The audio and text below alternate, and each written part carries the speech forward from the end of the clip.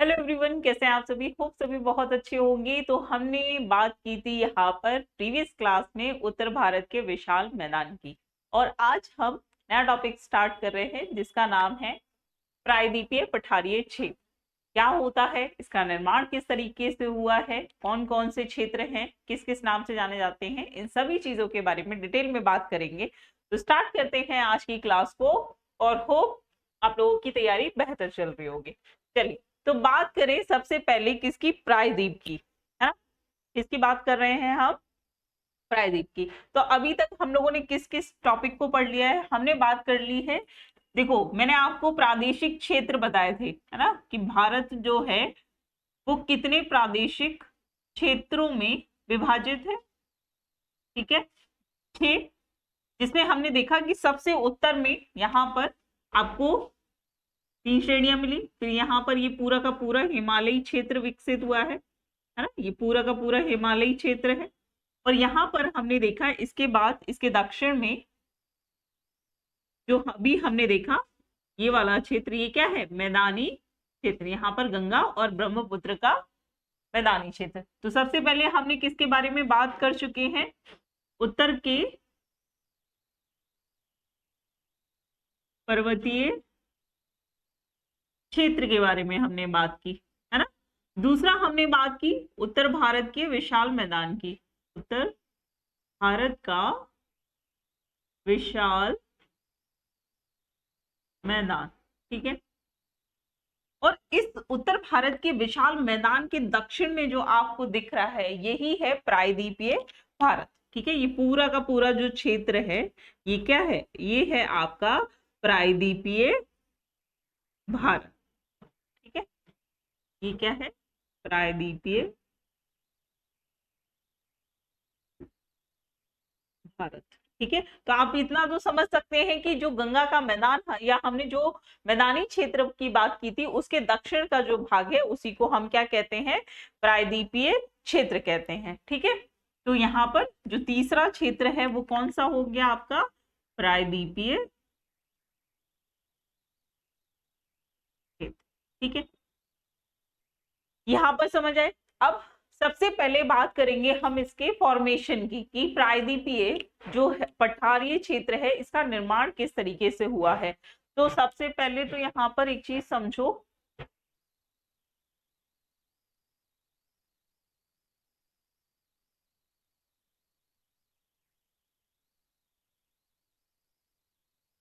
देखो, मैंने एक चीज आपको प्रीवियस क्लास में जब स्टार्टिंग में आपको माउंटेन्स कराए थे ना, तो मैंने एक चीज बताया था आपको कि जो हिमालय पर्वत श्रृंखला है उसका निर्माण का जो प्रक्रिया है वो किस तरीके से हुई है ना। तो बैगनर की एक थ्योरी है प्लेट टेक्टोनिक थ्योरी, है ना, प्लेट टेक्टोनिक थ्योरी। तो सबसे पहले अगर हम बात करें तो आपको पता है कि उसी समय मैंने बताया था कि पृथ्वी जब बनना शुरू हुई थी तो सबसे पहले क्या हुआ था, यहाँ पर बिग बैंग थ्योरी के बारे में भी मैंने बताया था। खैर उसके बारे में हम यहाँ पर बात नहीं करेंगे। तो अब से लेकर ठीक है, लगभग 200 मिलियन वर्ष पूर्व की अगर हम बात करें तो जो पूरी की पूरी पृथ्वी थी ये 2 भागों में विभाजित थी। एक भाग जो कि इसका भूभाग था, जिसको हम किस नाम से जानते थे, पेंजिया के नाम से, है ना, पेंजिया कहा जाता था। और इसके आसपास क्या था, वाटर था, पानी था, जल था। ठीक है, जिसे हमने नाम दिया था मैंथा लासा। ठीक है, फिर आगे जाने के बाद ये जो पूरा का पूरा पृथ्वी है इसका जो पेंजिया यानी कि भूखंड वाला भाग है ये क्या हो गया, ये 2 भागों में टूट गया। ठीक है, एक भाग ऊपर की तरफ बढ़ गया, ठीक है,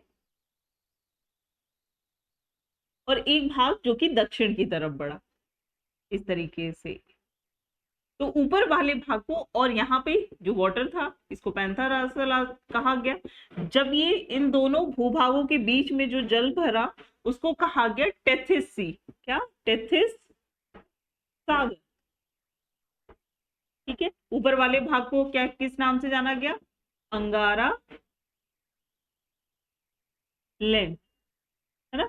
और दक्षिणी भाग में जो भूखंड था इसको गोंडवाना नाम दिया गया, गोंडवाना लैंड। ठीक है, यहाँ पे अंगारा लैंड की बात करें तो अंगारा लैंड में कौन कौन से आपके प्रायद्वीप, सॉरी, कौन कौन से महाद्वीप हैं? जैसे कि हम बात कर ले तो नॉर्थ अमेरिका हो गया, है ना, यूरोप हो गया, एशिया हो गया। ये सभी किस कॉन्टिनेंट में आएंगे? ये सभी कॉन्टिनेंट आपके अंगारा लैंड के भाग है। यहीं पे बात करें अगर हम गोंडवाना की, तो गोंडवाना में साउथ अमेरिका हो गया, है ना, ये मैंने ऑलरेडी आपको, अफ्रीका महाद्वीप हो गया, ऑस्ट्रेलिया महाद्वीप हो गया, ऑस्ट्रेलिया कॉन्टिनेंट, और अंटार्कटिका। ठीक है, तो ये भूखंड क्या होगा, आगे जाकर फिर से टूटेगा और इन छोटे छोटे महाद्वीपों में क्या होगा? तो यहाँ पे हो गया नॉर्थ अमेरिका, ये हो गया आपका, पहले यूरोप और एशिया, ये दोनों ही मिलकर एक भूभाग थे जिसको हम किस नाम से जानते थे? यूरेशिया। यहाँ पे आपका साउथ अमेरिका, ठीक है, ये हो गया आपका पूरा का पूरा अंटार्कटिका। यहाँ पे एक भूखंड है बड़ा सा जिसको हम कहते हैं अफ्रीका महाद्वीप, और यहाँ पे है ऑस्ट्रेलिया। ठीक है, ये क्या हो गया आपका?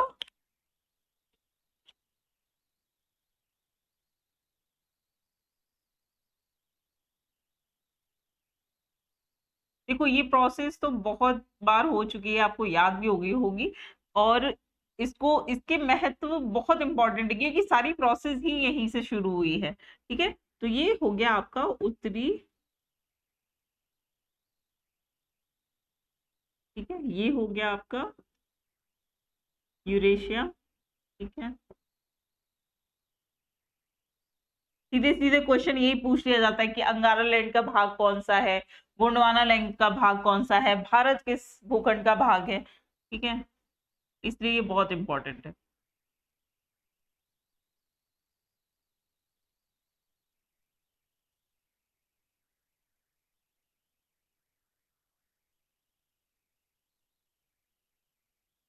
ठीक है, अब क्या होगा, आप देखेंगे कि ये जो भाग है दक्षिण में, ये क्या है? गोंडवाना लैंड का भाग है, और ये आगे जाकर क्या होगा, इसमें लगातार विभाजन होगा। ठीक है, तो यहाँ पर एक हिस्सा इस अफ्रीका महाद्वीप से टूट के, ठीक है, क्या होगा, यहाँ से एक बड़ा सा हिस्सा टूटेगा जिसको मेडागास्कर कहा जाएगा। ठीक है, और मेडागास्कर जो है वो बहुत बड़ा भाग होता है जो टूट के यहाँ पर एक तरफ आगे बढ़ता है, तो इधर ऑस्ट्रेलिया महाद्वीप हो जाता है, और एक भाग जो कि उत्तर पूर्व की तरफ बढ़ता है। ठीक है, यहाँ पर इस तरीके से, तो यहाँ पर क्या है, ये जब ऊपर बढ़ता है तो यहाँ पर ये जो भाग है ये ही है इंडियन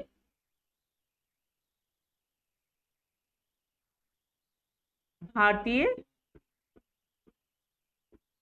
प्रायद्वीप। ठीक है, यहाँ से, और यहीं पर आपने देखा होगा एक आइलैंड है ऑस्ट्रेलिया के पास जिसे हम मेडागास्कर कहते हैं, तो यही टूटकर क्या हुआ है, आगे बढ़ा है इस तरीके से। तो यहाँ पर जब ये ऊपर पहुंचा है ना, तो यहाँ पे था पूरा का पूरा यूरेशियन प्लेट थी, और यहाँ पर आकर ये वाला भाग जो है इस तरीके से, है ना, इस तरीके से आकर यहाँ पर टकराया है। और आपको मैंने बताया था कि यूरेशियन प्लेट में भी कुछ नदियां बहती हैं, है ना, और कुछ इंडियन इस प्लेट पे भी नदियां बहती थी, तो उनके द्वारा यहाँ पर क्या किया गया, बहुत सारा सेडिमेंट इकट्ठा किया गया। क्या? सेडिमेंट्स को लाकर यहाँ छोड़ा गया, और जब ये दोनों एक दूसरे पर दबाव पड़ा, ठीक है, तो यहाँ पे क्या बन गया, एक हिमालय का निर्माण हुआ। ठीक है, क्या हुआ, हिमालय का निर्माण हुआ, और इस हिमालय के निर्माण के बाद नदियों ने क्या किया, लगातार नदियां तो अपना काम कर रही थी, तो वो कटना छटना अपर्दन की जो प्रक्रिया है उसके सहारे से यहाँ पर इस क्षेत्र में क्या किया, मैदान का निर्माण किया, जिसको हमने देखा अभी प्रीवियस क्लास में। यहाँ पे क्या होगा, मैदान का निर्माण करेगा, और इसके दक्षिण में जो भाग होगा इसको हम क्या कहेंगे, प्रायद्वीप। ये पूरा का पूरा क्षेत्र जो होगा वो क्या कहलाएगा, आपका प्रायद्वीप। ठीक है, क्या कहलाएगा, प्रायद्वीप। प्रायद्वीप किसे कहते हैं, ऐसा भूभाग जो तीन तरफ से पानी से घिरा हो, तीन तरफ से जल से घिरा हो।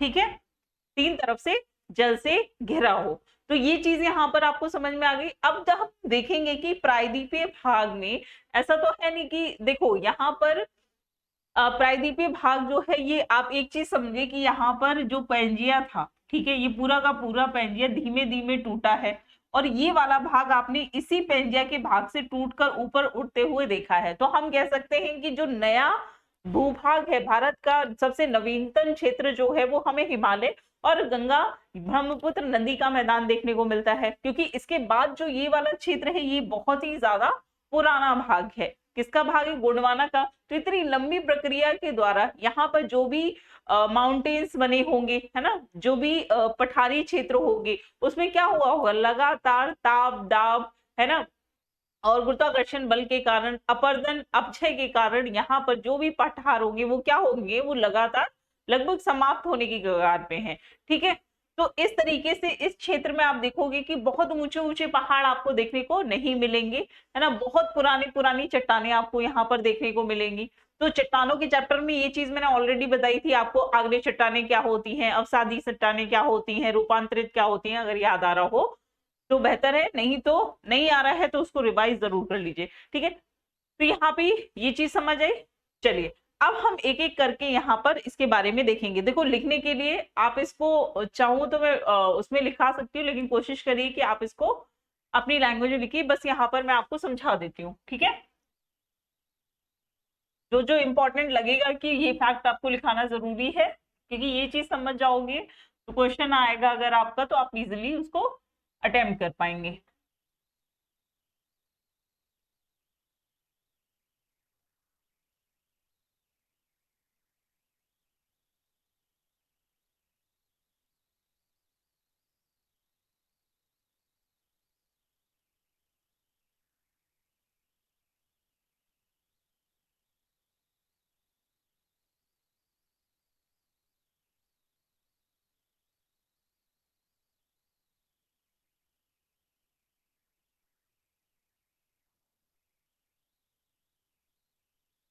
ठीक है, चलिए, तो यहाँ पे जो प्रोसेस है वो ऑलरेडी मैंने आपको पहले से ही कराया हुआ है।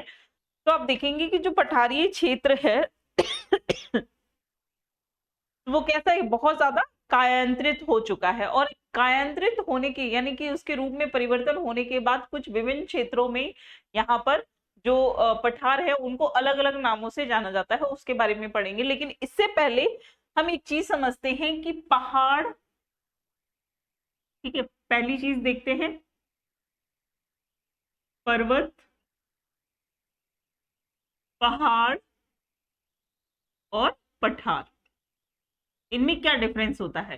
देखो, पर्वतों की बात करें तो ऐसा भाग जो कि बहुत ज्यादा ऊंचा होता है, ठीक है, जिसकी एक पीक होती है। क्या होती है? पीक, हाईएस्ट पीक कह लो। जो ऊंची ऊंची चोटियां होती है, त्रिभुजाकार आकार में बहुत ऊंची होती है, उनको हम पर्वत कहते हैं। पहाड़ियों की बात करें तो ये कंपेरेटिवली क्या होती है? छोटी होती है। छोटे पर्वतों को हम पहाड़ियों को बोल सकते हैं, छोटे पर्वत, जिनकी ऊंचाइयां कम है लेकिन उनकी भी चोटियां होती हैं। आपने देखा होगा कि आप कहीं किसी हिल स्टेशन पे जा रहे हो, आपको ऊंचे ऊंचे पहाड़ दिख रहे हैं, कहीं पे बहुत छोटी छोटी सी ऊंचे पहाड़ दिखते हैं, तो इनको हम पहाड़ियां कहते हैं। ये हो गए आपके पर्वत। पठारी क्षेत्र की बात करें तो पठारी क्षेत्र जो होता है ये भी एक ऊंचा स्थान होता है, ठीक है, ये भी क्या होगा? धरातल से उठा हुआ और एक ऊंचा स्थान होता है, लेकिन ये कैसा होता है? समतल। कैसा होता है? समतल भाग होता है, मतलब इसकी कोई पीक नहीं होती है, ठीक है। तो इसीलिए हम इसको क्या कहते हैं? पठार कहते हैं। अब यहाँ पर सबसे पहले समझते हैं कि कौन कौन सा जो इसका प्रायद्वीपीय पठार का वर्गीकरण है वो किस क्षेत्र में किस किस तरीके से किया गया है, इसको यहाँ पर पहले लिखते हैं, फिर समझेंगे एक एक करके कि किस तरीके से इनका निर्माण हुआ है ना।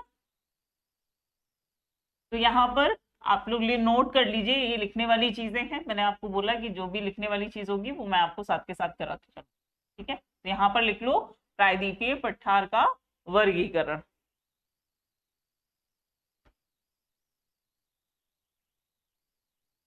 प्रायद्वीपीय पठार का वर्गीकरण, ठीक है। क्लासिफिकेशन ऑफ पेनिनसुलर प्लेट्यू, ठीक है। तो इसमें सबसे पहले हम बात करेंगे किसके बारे में, केंद्रीय उच्च भूमि। ठीक है, सबसे पहले जिसको विभाजित किया गया है किसमें, केंद्रीय उच्च भूमि। ठीक है, केंद्रीय उच्च भूमि जो है इसमें कौन कौन सा क्षेत्र आ जाता है, यहाँ पर सबसे पहले बात कर लेते हैं अरावली। अरावली पर्वत श्रृंखला की। देखो एक चीज यहाँ पर, ये क्वेश्चन जिस टाइप के भी क्वेश्चन पूछे जाते हैं वो साथ के साथ मैं आपको बता दी चलूंगी। यहाँ पे आप देखोगे कि ये क्वेश्चन बहुत बार पूछा गया है कि अरावली पर्वत श्रृंखला है किस प्रकार की होगी, नवीन या प्राचीन। तो मैंने आपको स्टार्टिंग में जो अभी डिस्क्राइब किया था कि किस तरीके से जो गोंडवाना लैंड का एक हिस्सा टूटकर ऊपर बढ़ता है जिसको हम इंडियन प्लेट कहते हैं और ये ऊपर आकर टकराता है। तो ये जो प्रायद्वीपीय पठारीय क्षेत्र में ही क्या होता है, इसको रखा गया है। ठीक है, तो ये कैसा होगा, जब ये पठारीय क्षेत्र का भाग है तो ये बहुत ज्यादा प्राचीन होगा, है ना। यानी कि यहाँ पे जो माउंटेन है आज जो उसकी हाइट है वो शायद हजारों वर्षों पहले क्या होगी, बहुत ऊंचा रहा होगा, लेकिन लगातार क्या हुआ है, प्लेट खिसक कर नॉर्दर्न हिस्से तक जब जहां पहुंची है वहां तक आने में उसको लंबा समय लगा है। तो उसमें लगातार ताप दाब, है ना, उसमें अपरदन अपक्षय तो होने से क्या हुआ है, वो बहुत ज्यादा कायांतरित हो गई है, कट छट गई है ना, वो अपने असल रूप में नहीं है। तो सबसे पहली बात की हमने किसकी, केंद्रीय उच्च भूमि का भाग है। केंद्रीय उच्च भूमि में कौन कौन से क्षेत्र आते हैं इसको हम सबसे पहले देख रहे हैं। ठीक है, तो पहला तो हो गया अरावली, दूसरा है मालवा का पठार। ठीक है, सॉरी यहाँ पे ना एक चीज जो है इसको सही कर लो, ये है आपका मेवाड़ का पठार सबसे पहले, मेवाड़, और ये है मालवा। ठीक है, तो देखो अरावली पर्वत श्रृंखला के हो गई, इसके दक्षिण में आप देखेंगे तो आपको मिलेगा मेवाड़ का पठार, मेवाड़ का पठार। ठीक है, इसके बाद इसी में आपको इसके पूर्व में जाएंगे तो मिलेगा आपको मालवा का पठार, मालवा का पठार। ठीक है, इसके बाद केंद्रीय उच्च भूमि का नेक्स्ट कौन सा है, जैसे जैसे आप पूर्व में जाएंगे तो यहां पर मिलेगा आपको बुंदेलखंड, बुंदेलखंड क्षेत्र।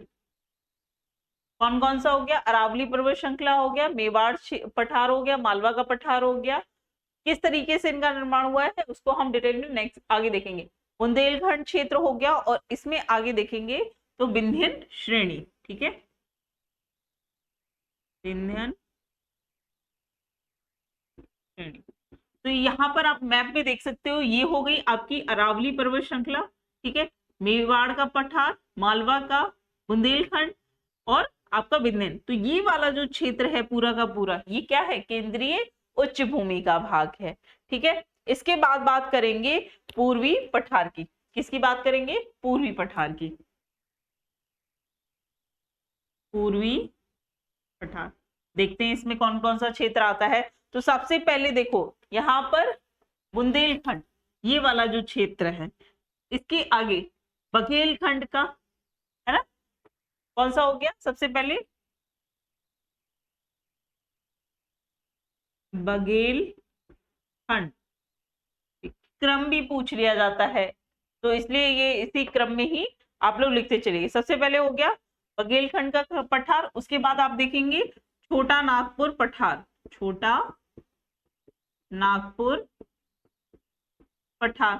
ठीक है, छोटा नागपुर पठार के बाद इसके नीचे आएंगे तो आपको मिलेगा राजमहल की पहाड़ियां। ठीक है, दूसरा कौन सा हो जाएगा, राजमहल पहाड़ियां।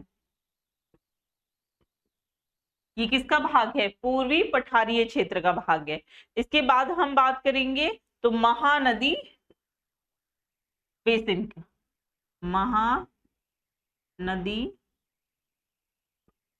बेसिन क्षेत्र। ठीक है, जो जो यहाँ पर लिख रही हूं उसको यहाँ पे क्योंकि मैंने मैप जो है वो ऑलरेडी ड्रॉ किया है, तो जो भी चीजें यहाँ पे लिख रही हूँ उसको आप यहाँ पर देख सकते हो। तो ये सभी जो है बघेलखंड हो गया, छोटा नागपुर, राजमहल, पहाड़ियां, नदी बेसिन और दंड का रण्य।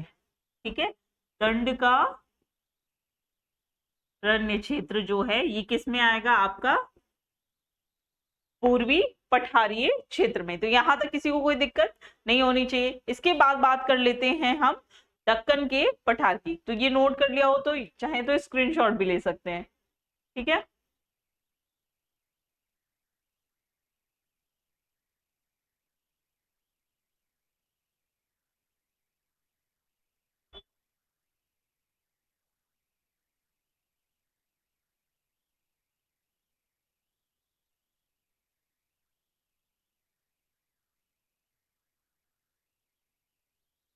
तो अब बात करते हैं, हमने देख लिया केंद्रीय उच्च भूमि क्षेत्र, दूसरा हमने देख लिया पूर्वी पठारीय क्षेत्र। अब बात करेंगे दक्कन का पठार, तीसरा है हमारा दक्कन का पठार। कौन कौन सा इसमें क्षेत्र आ जाता है इसको लिख लो। तो इसमें आता है एक तो उत्तरी दक्कन हो जाता है, उत्तरी दक्कन क्षेत्र। ठीक है, और दूसरा होता है दक्षिणी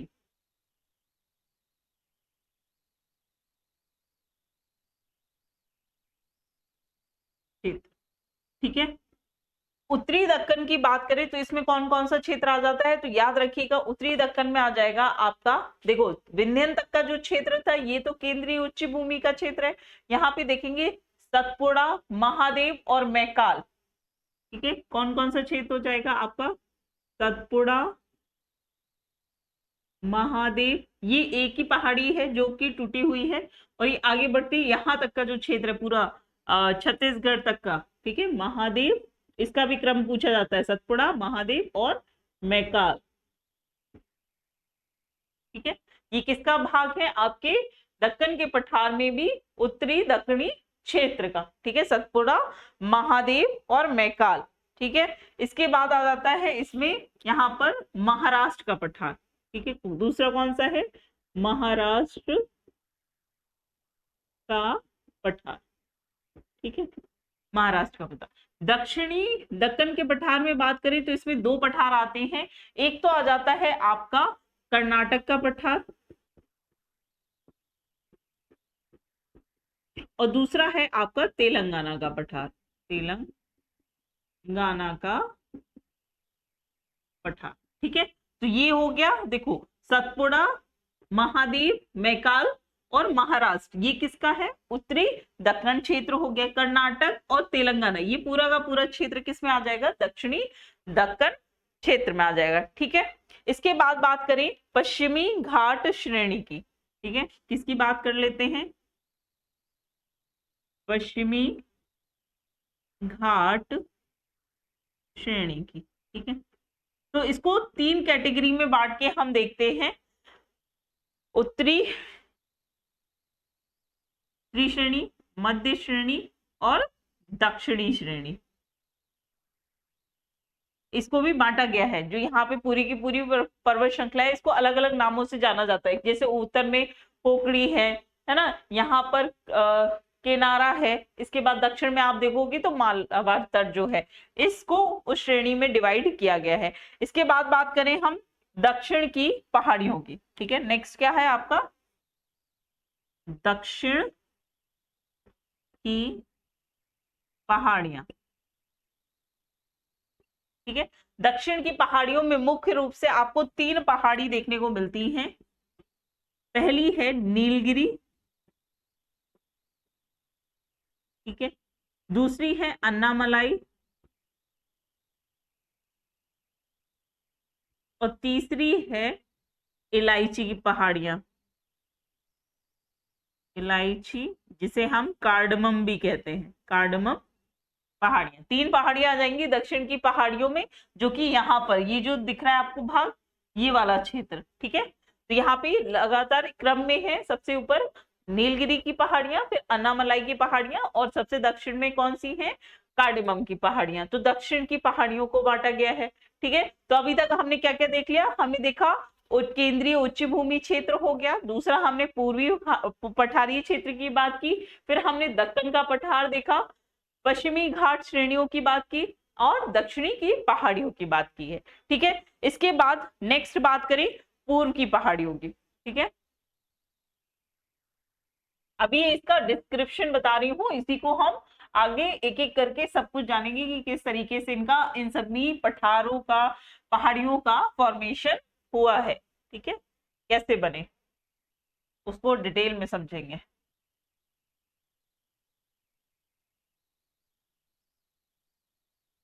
ठीक है, तो यहां तक देख लिया। इसके बाद बात करें पूर्वी घाट की।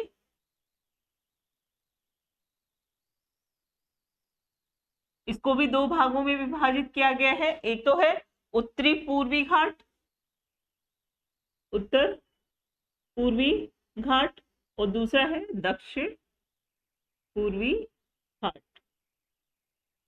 इसके बाद सबसे लास्ट में जो बचता है वो है मेघालय का पठार।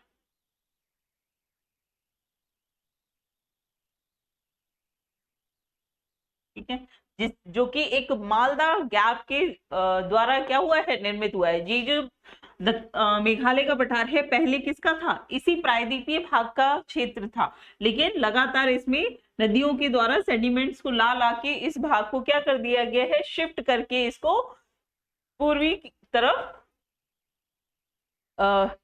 खिसका दिया गया है। ठीक है, तो यहाँ तक ध्यान रखेंगे। तो इसमें हम क्या क्या देखेंगे, मेघालय के पठार में कौन कौन सी चीजें हमें देखनी है, तो सबसे पहले हो जाता है आपका शिलोंग पठार। मेघालय का